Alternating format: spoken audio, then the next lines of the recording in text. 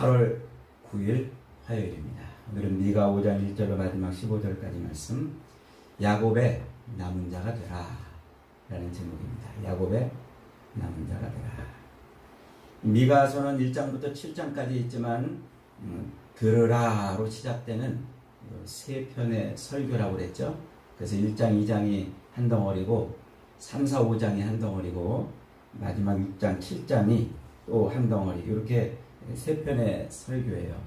우리가 읽은 이 5장은 지금 두 번째 시작되는 3, 4, 5장 이렇게 한 덩어리가 되는 두 번째 설교의 마지막 부분이 되겠습니다.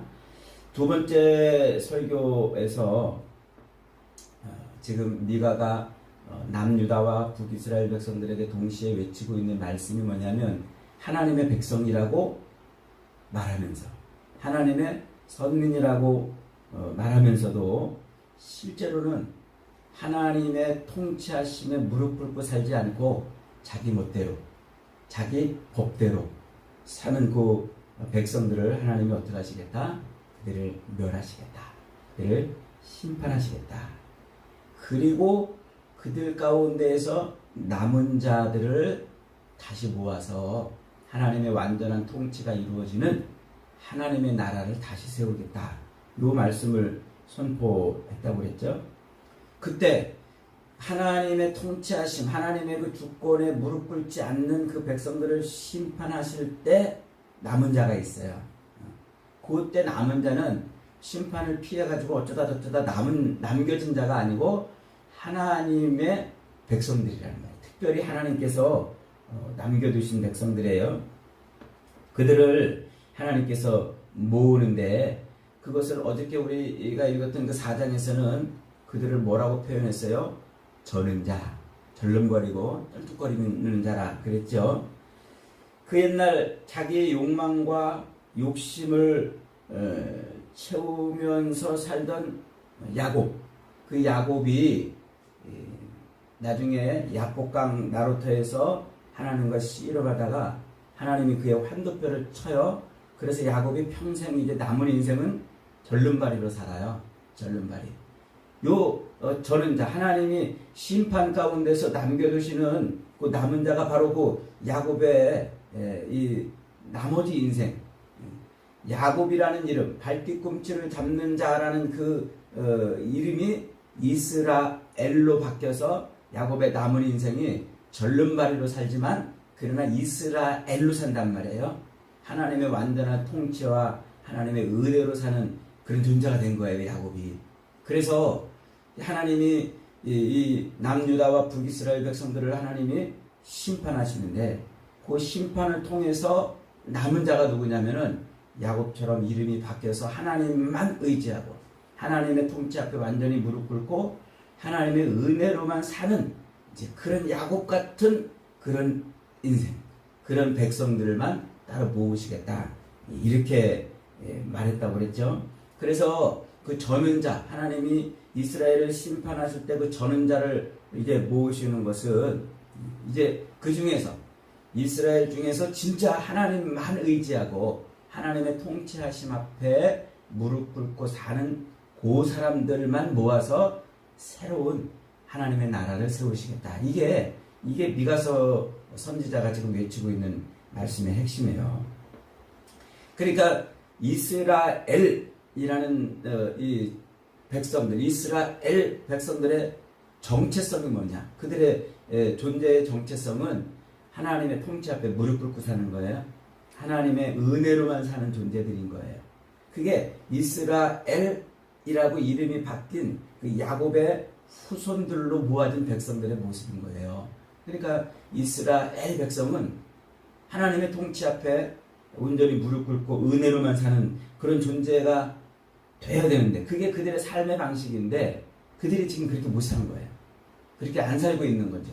그래서 하나님의 통치를 스스로 거부하고 하나님의 주권을 탈취해서 하나님의 법이 아닌 자기 법, 자기 율법, 자기 욕망과 욕심을 채우려는 그 법을 따라 타락한 삶을 살고 있는 거죠. 그러니까 그렇게 그들이 옛날 이름이 바뀌기 전 야곱처럼 자기 욕망을 채우며 사는 거예요. 자기 욕심을 채우고 살고 그저 이 땅에 있는 것 하나라도 더 움켜쥐려고 그 옛날 야곱처럼 그렇게 사는 삶, 그렇게 살았어요. 그러니까 하나님이 너는 내 백성이야, 나만 의지하고 내 법을 따라 살아 라고 주신 그 율법을 버릴 수밖에 없는 거예요. 율법을 버리고 자기 탐욕을 채우면서 사는 거예요. 그래서 사람 목숨을 신발 한 짝 값도 못하게 그렇게 막 주고 사고 파는 그런 모습이라고 아모스 선지자가 지적을 했지 않습니까? 그러니까 자기 욕망과 탐욕을 채우는데 급급한 거예요. 그러려다 보니까 하나님의 임재의 상징인 그 성전에 뭘 갖다 놓습니까? 우상을 가져다 놓고 하나님을 대신해서 자기 욕망을 채우는 그런 욕심을 불러일으키면서 사는 것이죠. 그래서 율법을 버리고 성전을 우상으로 채우는 그런 모습을 하고 있는 그 유다 백성들, 그리고 아예 성전 자체를 하나님 아닌 우상을 섬기는 존재로 만드는 그런 신전으로 만든 북이스라엘 백성들을 향해서 하나님이 지금 심판하시겠다고 말씀하고 있는 겁니다.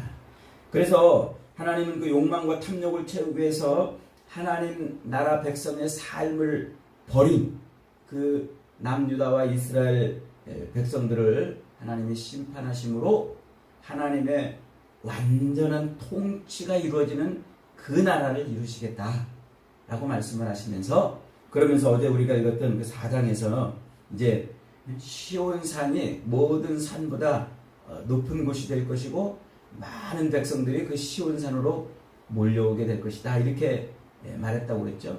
그 왜 시온산이라고 지금 말하고 있는 것일까요? 왜 시온산이 가장 높은 산이 될 것이라고 말하고 있는 것일까요? 그 시온산이 바로 하나님의 통치의 산이기 때문에 그래요. 하나님이 온 모든 나라를 통치하시는 그 통치의 자리가 바로 시온산이에요. 그 자리가 바로 시온입니다. 옛날에 하나님께서 이스라엘 백성들을 애굽 땅에서 애굽시키시고 그들을 가나안 땅으로 들여보내시죠. 그러면서 하나님이 그들에게 요구한 게 딱 하나입니다. 그 가나안 땅에 살고 있는 모든 백성들을 완전히 다 어떻게 하라? 진멸하라. 이게 하나님이 출애굽한 백성들에게 가나안 땅을 들여보내시면서 요구하신 하나님의 요구세요. 그래서 이스라엘 백성들은 그 가나안 땅에 살고 있는 모든 이방 민족을 다 진멸했어야만 했습니다. 하지만 여호수아가 끝내 진멸하지 못하고 그 시대에 이방 백성들을 거기다 남겨둡니다. 그것도 가나안 땅의 한 복판인 예루살렘에 남겨둬요. 그래서 그 예루살렘에 남겨진 그 이방 민족, 이방 족속, 그 여부스 족속이 거기서 자기 신을 섬기면서 살고 있는 그 땅이 바로 시온 땅이에요. 시온산. 그 산이 바로 시온산이었던 겁니다. 그러니까 하나님 관점에서 본다면 얼마나 기가 막혀요. 하나님의 땅에서 하나님의 백성들이 하나님의 통치를 받고 살고 있어야 되는 그곳 한복판에 하나님이 아닌 우상을 섬기는 백성들이 거기다 우상 제단을 만들어 놓고 그러고 살고 있으니까 얼마나 기가 막히겠냐 말이에요. 그래서 하나님의 완전하신 나라, 하나님의 완전하신 통치가 아직 이루어지지 않았어요. 그 가나안 땅이. 그런데 그 가나안 땅, 그 이방인이 아직도 살고 있는 그 땅에 하나님의 완전한 통치를 이루는 사람이 누굽니까? 그게 바로 다윗이란 말이에요. 그래서 다윗은 이스라엘의 통합왕이 되자마자 제일 먼저 한 일이 뭐냐면 그 예루살렘을 정복하는 일이었어요. 그 예루살렘을 정복하고 수도를 헤브론에서 예루살렘으로 옮겨 놓습니다. 천도를 하죠. 그리고 그 다음에 한 일이 뭐냐면 그 예루살렘에 뭘 갖다 놨어요? 하나님의 언약궤를 갖다 놨어요. 하나님의 임재의 상징이죠. 그러니까 예루살렘 이방 족속이 살고 있던 그 예루살렘을 다시 정복해내고 드디어 가나안 땅을 이제 하나님의 땅으로 완전 정복한 사람이 됐어요. 그리고 거기에 언약궤를 갖다 놓음으로 하나님의 임재하심을 이루어낸 거예요. 그리고 다윗이 뭐라고 고백했다고 그랬습니까? 여호와께서 우리를 통치하신다. 여호와는 우리의 왕이시다. 자기가 이스라엘 왕이면서도 그 통치권을 누구한테 돌려드렸어요? 하나님께 돌려드린 거예요. 하나님께 그 모든 통치권과 주권을 넘겨드리고 여호와께서 우리를 다스리시고 통치하신다고 노래하고 찬양하고 고백하며 그렇게 살았던 거죠. 그러니까 그 다윗 덕분에 그 시온산, 그 시온산이 뭐가 됩니까? 하나님의 통치의 상징이 되는 곳이에요. 그런데 이곳은 사실은 어디라고 그랬어요? 그 옛날 하나님이 아브라함에게 이삭을 바치라고 요구하셨던 바로 그곳이에요. 이삭을 바치라고 요구한 바로 그 모리아산. 그래서 아브라함이 사흘길을 걸어서 간 그 모리아산에 이삭을 번제드리려고 하는 순간 순양을 하나님이 숯불에 걸려 보이게 하시고 이삭 대신에 순양을 번제로 드리게 하시잖아요. 그러면서 그곳 이름이 뭡니까? 여호와 이레. 여호와 이레. 그러니까 그 시온산은 하나님이 준비하신 산이에요. 뭘 준비하셨을까요? 하나님이 모든 인류의 죄를 대신해서 진짜 어린 양을 준비하시는 바로 그 땅. 그 땅이 바로 시온산이란 말이에요. 그런데 다윗 이전까지만 해도 그 땅이 하나님의 이 여호와께서 준비하시리라 여호와 이레의 언약이 담겨있는 그 땅을 이방인들이 짓밟고 있는 땅이 되어버렸으니까 하나님이 기가 막힌 거죠. 그런데 다윗을 그 땅이 회복함으로 말미암아 하나님의 통치가 이루어지는 그 언약을 이행할 수 있는 땅으로 바뀐 것이에요. 그래서 하나님이 다윗을 기뻐하시는 거예요. 다윗을 내 마음에 합한 자라 이렇게 칭해주고 그 자리에 성전을 세우고 싶어 열망했던 다윗을 하나님께서 특별히 여깁니다. 그래서 그 다윗에게 뭐라고 하셔요? 사무엘하 7장 16절에서 언약을 맺어요. 다윗하고. 이게 다윗의 언약이죠. 사무엘하 7장 16절에 내 집과 내 나라가 내 앞에서 영원히 보존되고 내 왕위가 영원히 견고하리라 하셨다 하라. 그러니까 그 자리에 하나님의 성전을 세우고 싶어 안달했던 그 다윗에게 뭐라고 약속하시냐면 너의 왕위가 영원히 이어질 것이고 내 후손을 통해서 이스라엘을 다스릴 자가 나오리라. 그리고 내 왕위가 영원히 견고하리라. 바로 이 언약, 이게 다윗에게 맺어주신 언약인데 이 언약 때문에 다윗의 후손으로 누가 와요? 메시아가 오는 거예요. 이스라엘을 다스릴 자, 영원히 이스라엘을 통치할 왕이 오는 거죠. 이스라엘의 완전한 통치를 이루시는 그 메시아가 오는 겁니다. 이게 바로 시온산을 회복한 그 일에 담겨있는 놀라운 이야기예요. 이게 바로 구속사적으로 중요한 그림인 것이죠.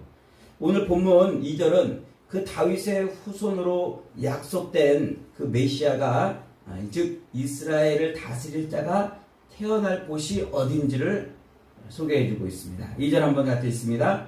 베들레헴 에브라다야 너는 유다 족속 중에 작을지라도 이스라엘을 다스릴 자가 내게서 내게로 나올 것이라. 그의 근본은 상고에 영원에 있느니라. 이 놀라운 말씀이죠. 갑자기 미가 선지자로 하여금 지금 이 메시아가 탄생할 것을 지금 예언하고 있는데 이게 갑자기 튀어나온 이야기가 아닌 거예요. 하나님의 통치하심, 하나님의 완전한 나라로서 하나님의 통치하심을 이루며 살아야 될 그 이스라엘 백성들의 그 실패함, 그 죄악을 하나님이 진멸하고 다시 이스라엘을 완전히 통치하시는 그런 나라를 하나님이 세우시는데 그 나라가 누구를 통해서 누구의 약속 때문에 이루어진다고 그랬어요? 다윗의 언약 때문에. 그 사무엘하 7장 16절에서 이어지는 그 다윗의 약속 때문에 이스라엘을 다스릴 자가 다윗의 후손으로 오신다고 그랬죠. 그런데 그 후손이 이스라엘 다스릴 그 후손이 그 자가 어디서 태어난단 말이에요? 베들레헴에서 태어난단 말이에요. 베들레헴. 왜 베들레헴에서 태어날까요? 바로 베들레헴이 다윗의 고향이에요. 다윗이 거기서 태어났단 말이에요. 그러니까 지금 다윗의 언약 때문에 하나님이 다윗의 후손으로 이스라엘을 다스릴 자를 보내시는데 그 이스라엘을 다스릴 자가 어디서 태어나냐면 베들레헴에서 태어나는데 즉 이 베들레헴은 다윗의 고향이란 말이죠. 그러니까 이스라엘을 다스릴 자, 곧 이 메시아는 하나님의 영원한 통치를 이루실 그 메시아는 단순히 혈통적으로 다윗의 피를 이어받은 그런 혈통이 아니라 하나님의 언약의 성취라는 그런 아주 중요한 사명이 있기 때문에 베들레헴에서 태어나는 겁니다. 베들레헴에서 어쩌다가 태어나는 게 아니에요. 그냥 거기 태어났는데 거기서 태어나신 분이 예수님이다 이렇게 그냥 단순히 소개하는 게 아니라 이게 아주 치밀하게 성경의 그 포즈를 맞춰주듯이 하나님의 언약이 아주 치밀하게 맞아지는 그 언약 성취 때문에 베들레헴에서 태어나게 된단 말이죠. 그는 그의 근본은 상고에 그리고 영원에 있느니라 이렇게 말하고 있어요. 그러니까 이 베들레헴에서 태어나는 이스라엘을 다스릴 자는 뭐라는 거예요? 상고에, 태초부터 있던 자라는 거예요. 그리고 뭐라는 거예요? 만세 전부터, 태초부터, 영원 전부터 있던 분이다. 그래서 그분이 하나님의 신적 권위를 가지고 오는 메시아, 즉 예수님을 의미하는 거죠. 그러니까 우리는 지금 이제 요 미가 선지자가 지금 이 예언을 선포하고 있는 이때는 예수님이 탄생하시기 한 730년 전이란 말이에요. 그러니까 이 예수님으로 그렇게 예수님이 베들레헴에서 탄생한다는 것을 알기는 어렵겠죠. 근데 우리는 지금 이제 예수님이 탄생한 뒤에 2000년이나 지난 다음에 이걸 거꾸로 보니까 그분이 그 미가 선지자가 예언하고 있는 그 이스라엘을 다스릴 자가 누구예요? 그분이 예수님인 것을 알아요. 그래서 예수님이 탄생할 때 어디 가서 탄생하세요? 베들레헴에 가세요. 재밌잖아요. 요셉과 마리아, 예수님의 그 부모님인 요셉과 마리아는 그들이 어디 살고 있었어요? 나사렛에서 살고 있었단 말이에요. 나사렛에서. 그런데 굳이 임신해가지고 어디를 가요? 베들레헴으로 갑니다. 왜 갑니까? 그때 이 아우구스투스 로마의 황제가 명을 내려요. 이 세금 때문에 인구조사를 위해서 세금을 위해서 인구조사를 하는데 각자 다 자기 고향에 가서 인구조사하거라 하고 명을 내려요. 그러니까 이 요셉과 마리아가 자기들의 고향인 베들레헴으로 갈 수밖에 없는 거예요. 그러니까 하나님께서 그 이스라엘 다윗에게 약속했던 그 이스라엘을 다스릴 자, 그 다스릴 자가 베들레헴에서 태어날 것을 예언한 그 미가 선지자의 말씀을 이루게 하시려고 로마의 그 황제를 통해서 요셉과 마리아를 베들레헴으로 가게 만든단 말이죠. 그 먼 거리를 이동하게 그 임신한 배로 말이죠. 그러니까 이 하나님이 모든 것을 역사를 주무르고 있음을 우리가 알 수가 있는 거죠. 4절은 이렇게 설명합니다. 그가 여호와의 능력과 그의 하나님 여호와의 이름 위에 위엄을 의지하고 서서 목축하니 그들이 거주할 것이라 그가 창대하여 땅끝까지 미치리라. 이스라엘의 다스릴 자로 오시는 그분은 여호와의 능력을 가지고 오시는 분, 여호와의 이름을 의지한다 그랬어요. 그러니까 그분이 곧 하나님의 통치를 이루실 분이라 소개를 하고 있는 거죠. 그래서 이스라엘 백성들을 선택해서 하나님이 가나안 땅에 들여보내신 것은 그 가나안 땅에서 이스라엘 백성들이 하나님의 완전한 통치 앞에 무릎 꿇고 하나님 나라를 이루며 살아. 그것 때문에 모든 이방 사람들이 하나님 앞으로 돌아오게 하고자 하는 것. 그것이 하나님이 이스라엘 백성들을 가나안 땅에 들여보낸 목적인데 이들이 그걸 잃어버렸어요. 그걸 이루지 못했어요. 그래서 하나님이 이스라엘의 다스릴 자를 다시 보내서 그래서 완전한 하나님의 통치를 이루면서 세계 모든 백성들이 그 앞에 무릎 꿇게 만들겠다. 이것이 지금 미가 선지자를 통해서 말씀하고 있는 예언이죠. 마지막 10절부터 15절은 그 이스라엘을 다스릴 자, 곧 메시아의 오심으로 이루어질 일에 대한 예언이에요. 그러니까 이 하나님의 완전한 통치가 이루어지는 나라를 백성들이 온전히 살지 못했는데, 그래서 그 하나님의 완전한 나라를 이루기 위해서 하나님께서 새롭게 이스라엘을 다스릴 자를 보내시면 그 이스라엘을 다스릴 자가 새롭게 두 가지 일을 성취하십니다. 첫째가 뭐냐면 10절로 11절이죠. 여호와께서 이르시되 그날에 이르러는 내가 네 군마를 네 가운데에서 멸절하며 네 병거를 부수며 네 땅의 성읍들을 멸하며 네 모든 견고한 성을 무너뜨릴 것이다. 군마와 병거를 부수고 내 땅의 성읍들을 무너뜨릴 것이라 그렇게 말합니다. 이게 인간에게서 출발하는 힘을 말해요. 인간에게서. 인간이 자기를 지키기 위해서 만들어내는 힘이 바로 이 군마와 병거와 성읍이에요. 이것을 의지해서 사람들은 자기를 지키려고 하고 자기 삶을 보호하려고 하는 것이죠. 그러니까 인간 스스로가 자기를 지키려고 하는 그런 군사력이나 혹은 경제력 이런 것들, 자기를 지키고 보존하려고 하는 사람에게서 나오는 그 힘을 하나님이 어떻게 하신다? 그 힘을 부수겠다 말하시는 거예요. 이제 그 힘을 의지하고 사는 사람들이 아닌 오직 하나님만 의지하는 백성들로 하나님 나라를 구성하시는 거예요. 그래서 사람이 만들어낸 것을 의지하고 사람에게서 나오는 그 힘을 의지하는 그것을 하나님은 경계하세요. 예수님이 이 땅에 오셔가지고 제자들에게 산상수훈을 말씀하시면서 하나님 나라의 법을 선포하시면서 강조하신 게 뭐예요? 한 사람이 두 주인을 섬기지 못할 것이니 너희가 하나님과 재물을 겸하여 섬기지 못한다. 이렇게 말씀하고 있지 않습니까? 그러니까 인간에게서 나온 그 힘을 하나님과 같이 겸하여 섬기지 못한다는 말이에요. 하나님의 백성은 하나님만 섬기는 거예요. 하나님만 의지하는 거예요. 그래서 재물을 의지하면 안 되는 거죠. 이 말씀을 가지고 어떤 사람들은 가끔 가다가 그러니까 돈은 악한 거야, 돈은 쓸데없는 거야, 돈은 나쁜 거야 이렇게 말하는 사람들을 봤는데, 이 돈이 악하고 쓸데없고 나쁘다라고 말하는 게 아니에요. 지금 예수님의 말씀은 이 돈이 악한 것이라고 말하는 게 아니에요. 그게 아니고 지금 통치권이 누구에게 있느냐, 그걸 지금 말씀하고 있는 거예요. 그래서 34절에서 마태복음 6장 34절에서 예수님이 이렇게 토를 달아놓으세요.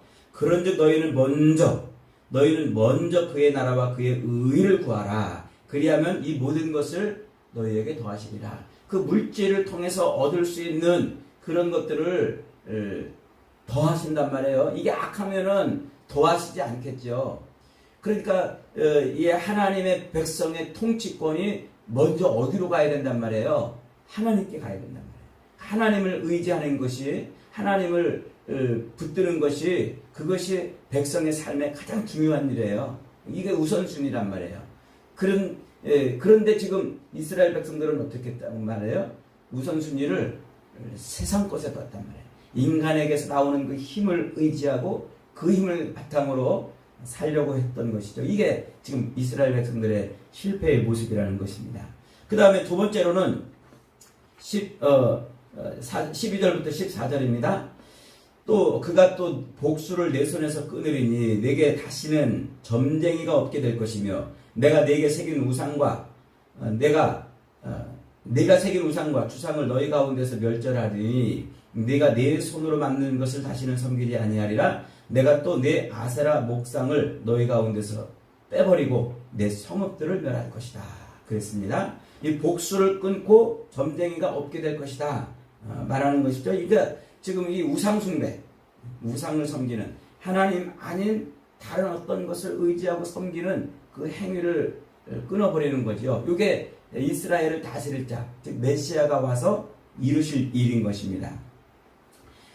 하나님은 이미 신명기 18장 10절로 12절에서 이스라엘 백성들에게 아주 철저하게 금한 말씀이 있어요.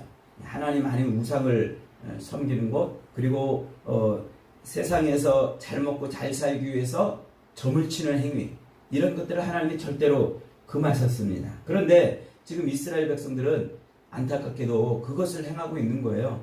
그래서 십계명의 제2계명, 제3계명 이런 것들을 아주 아무렇지도 않게 지금 어기고 살고 있는 그 남유다와 북이스라엘 백성들, 이 백성들을 지금 하나님께서 심판하시는데 그것이 심판의 이유가 되는 것이죠.